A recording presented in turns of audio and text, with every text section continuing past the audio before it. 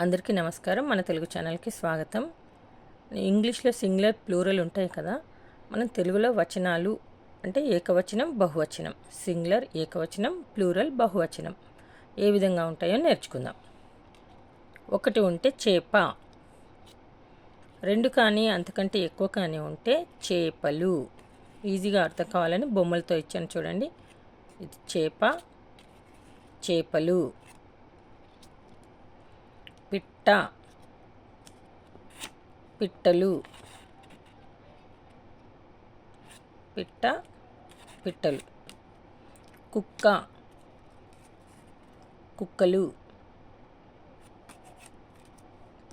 పువ్వు, పువ్వులు. పువ్వు, పువ్వులు. చుక్క, చుక్కలు. ఆకు,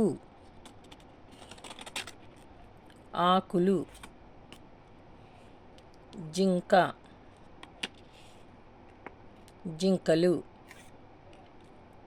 ఈ విధంగా వచనాలు సులువుగా నేర్చుకోవచ్చండి. పిల్లలకి తొందరగా అర్థమవుతుంది ఈ విధంగా మనం నేర్పిస్తే.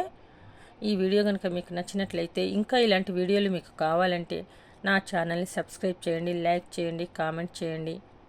ధన్యవాదాలు.